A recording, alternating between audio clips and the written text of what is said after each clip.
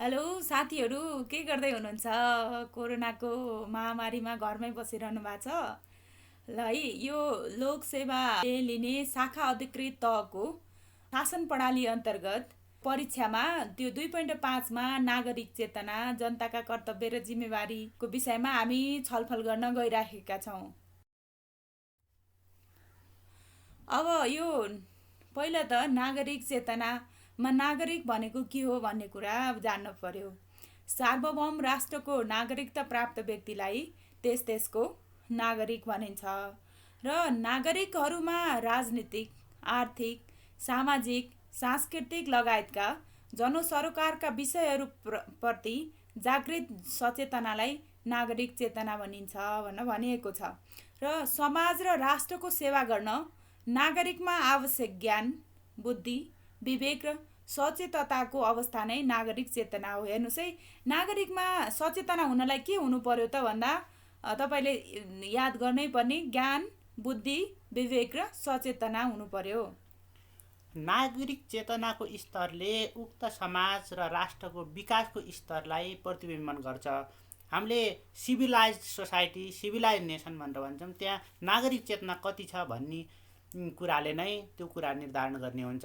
नागरिक चेतना बिना लोकतान्त्रिक शासन पद्धतिले वाञ्छित दिशा ग्रहण गर्न पनि सक्दैन।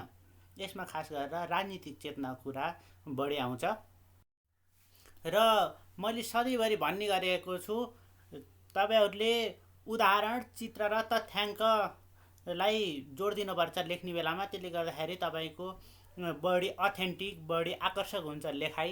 त्यसले यस च्याप्टरमा हामीले अलिकति तथ्याङ्क राख्ने कोसिस गरेको छौँ। 2007 सालसम्म नेपालमा केवल 2% व्यक्तिहरू मात्र साक्षर रहेका रहेछन् भने 2068 सालको जनगणना अनुसार यो साक्षरता 65.9% रहेको छ, जसमा पुरुषहरू 75% छन् भने महिलाहरू 57% छन्। यो 7, 5 र 5, 7 तपाईँहरूलाई सजिलो छ सम्झिनको निम्ति पनि। 7 र 5लाई उल्टाउनु भयो भने 5 र 7 आउँछ। यसलाई बिचमा एभरेज निकाल्दाखेरि 66% भनेर भने पनि हुन्छ, अथवा तपाईँहरूलाई एक्ज्याक्ट नि आउँछ भने यहीँ 65.9 भनेर लेख्नुहोस्।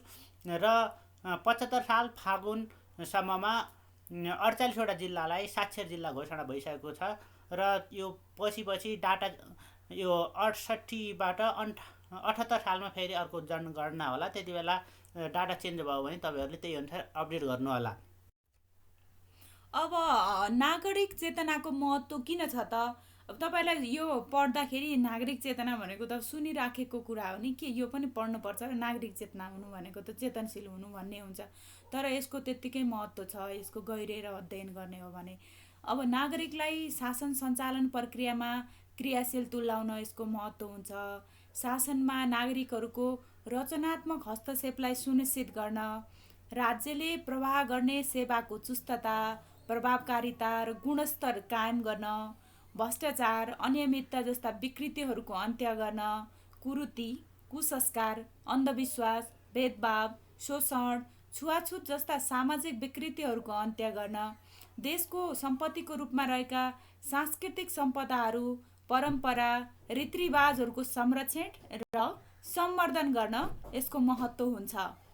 त्यसै गरी नागरिक चेतनाको महत्त्व अन्तर्गत नै एकल महिला, ज्येष्ठ नागरिक, बालक, अपाङ्ग लगायत विपदमा परेका व्यक्तिहरूलाई सहयोग गर्ने संस्कारको विकास गर्न, वर्दी बिनाका प्रहरीका रूपमा सुरक्षा अङ्गलाई सूचना प्रदान गर्ने र सहकारी गरी शान्ति, सुरक्षा र अपराध नियन्त्रणमा नागरिकहरूलाई संलग्न बनाउन, देशको नागरिकता, झन्डा, शहीदहरू लगायतका राष्ट्रिय गौरवका विषयहरूमा गर्व गर्ने नागरिकहरू तयार गरी राष्ट्र निर्माणमा योगदान गर्न, आर्थिक अवसरहरूको विस्तार गर्न नागरिक चेतनाको महत्त्व हुन्छ। अब नागरिकको चेतनाका आयामहरू के हुन् त भन्दा यसको त्यही राजनीतिक, आर्थिक, सामाजिक, सांस्कृतिक, नैतिक, विकास, व्यक्तित्व सम्बन्धी आयाम नै हो। अब राजनैतिक आयाममा के पर्छ त भन्दा मतदान मार्फत योग्य प्रतिनिधि चयन, समावेशिता, विधिको शासन, स्वच्छ राजनैतिक प्रतिस्पर्धा हुन्छ। अहिले हेर्नुहोस् है, हामीले राजनीति र राजनीतिज्ञलाई हामीले गलत भयो, हामीले सम्मान गर्न छोडिरहेछौँ भनेको पूर्ण रूपमा साक्षी र सही व्यक्ति हामीले चयन गर्न नसकेको अवस्था हो। यदि नागरिक चेतनशील भयो भने हाम्रो जनप्रतिनिधि सक्षम चयन हुन्छ र उसले देश विकास पनि राम्रो तरिकाले अगाडि बढाउँछ र राष्ट्र निर्माणमा सहयोग गर्छ। त्यस्तै आर्थिक आयाम छ। आर्थिक आयाम पनि भ्रष्टाचारप्रति शून्य सहनशीलता, सार्वजनिक कोषको सदुपयोग हुन्छ र सामाजिक आयाममा समतामूलक समाजको निर्माण हुन्छ, सामाजिक सद्भाव र सहिष्णुताको वृद्धि हुन्छ। त्यसै गरी सांस्कृतिक आयाम अन्तर्गत भाषा साहित्यको जगेर्ना, सम्पदाहरूको संरक्षण, कला संस्कृतिको संरक्षण र विकास जस्ता कुराहरू पर्छन्। नैतिक आयाममा नैतिक मूल्य र आचरण, सदाचारिता, इमान्दारिता, फरक विचारको सम्मान जस्ता कुराहरू पर्छन्। विकास सम्बन्धी आयाममा दिगो विकास, वातावरण संरक्षण, हुन त यो दिगो विकास र वातावरण संरक्षण इन्टर रिलेटेड पनि छन्। त्यसै गरी सहभागितामूलक विकासका कुराहरू लेख्नुहोस् तपाईँहरूले। व्यक्तित्व विकासमा अधिकार र कर्तव्यप्रति सचेतना, दायित्वबोध, सामाजिक जवाफदेहिता जस्ता कुराहरू नागरिक चेतनाका आयाम अन्तर्गत तपाईँहरूले लेख्नुहोला। र कुनै पनि तपाईँहरूले यसरी एउटा क्याटेगोराइज गरेर लेख्नुभयो भने तपाईँहरूको लेखनको स्तर बढ्छ। त्यसमा तपाईँहरूले लेख्ने भनेको राजनीतिक, सामाजिक, आर्थिक, सांस्कृतिक भन्ने कुराहरू चाहिँ धेरै ठाउँमा दोहोरिन्छन्। तपाईँहरूले त्यही ढङ्गले सम्झिनु होला। अब हामी नागरिकको कर्तव्य र जिम्मेवारी के हुन्छ त भन्ने विषयमा छलफल गर्छौँ। झट्ट सुन्दा तपाईँ हाम्रो कर्तव्य के हो, जिम्मेवारी के हो हामीलाई थाहा भएकै कुरा हो। त्यही पनि अब अधिकार र कर्तव्य एकै सिक्काका दुई पाटा हुन्, यो हामीले सुनिराखेको बच्चादेखि नै सुनेको कुरा हो। कर्तव्य बिनाको अधिकारमा अराजकता मात्र हुन्छ भने अधिकार बिनाको कर्तव्यमा निरङ्कुशता हुन्छ। त्यसैले एकअर्काको अभावमा अधिकार र कर्तव्य दुवै निरर्थक हुन्छन्। नेपालको संविधानको धारा 48मा नागरिकका कर्तव्यको विषयमा संविधानमा व्यवस्था गरिएको छ।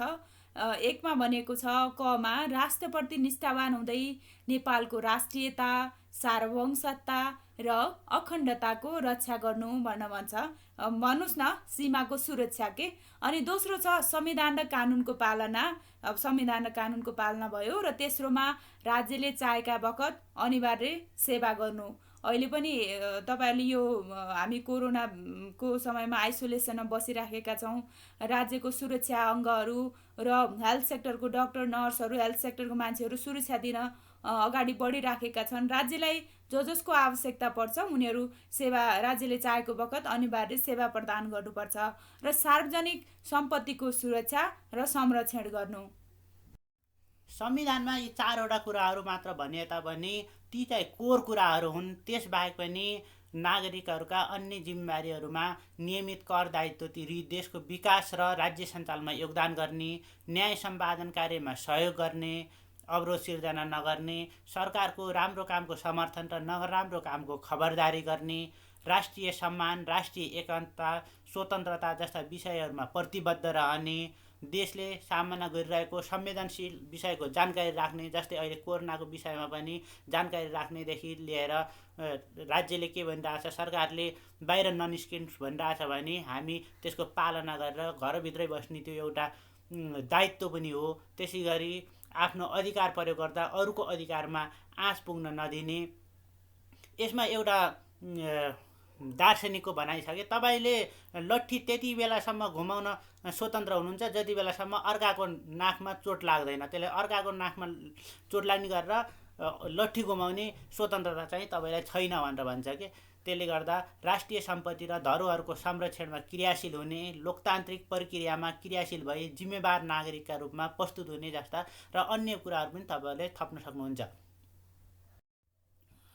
अब निष्कर्ष, नागरिक चेतना सम्बन्धी निष्कर्ष के छ त भन्दा राजनीतिक, आर्थिक, सामाजिक, सांस्कृतिक विकास र नैतिक विषयमा नागरिकहरूको बुझाइको समृद्धिकरण भई उनीहरूमा आफू, समाज र राष्ट्रप्रतिको दायित्व र जिम्मेवारी एवं राज्य तथा राज्यको कानुन एवं कानुनको परिपालनामा जागरुकताको विद्यमानता हुनु नै नागरिक चेतना हो। नागरिक चेतना भनेको नै नागरिकहरूमा आफ्नो अधिकार, कर्तव्य र जिम्मेवारीको बोध हुनु हो। चेतनशील नागरिकहरू नै सबल, सक्षम र एकताबद्ध राष्ट्र निर्माणका बलिया आधार स्तम्भका रूपमा रहेका हुन्छन्। त्यसैले नागरिक शिक्षा मार्फत चेतनशील नागरिकको निर्माणमा राज्यको विशेष ध्यान जानु जरुरी हुन्छ। र साथीहरू, तपाईँहरूलाई यस भिडियो कस्तो लाग्यो? आफ्ना सुझाव र कुनै जिज्ञासाहरू छन् भने कमेन्टमा लेख्न नभुल्नुहोला र हाम्रो च्यानल पनि सब्सक्राइब गर्दै गर्नुहोला। हामी थप भिडियोहरू ल्याएर छिटै नै उपस्थित हुनेछौँ। धन्यवाद। नमस्कार।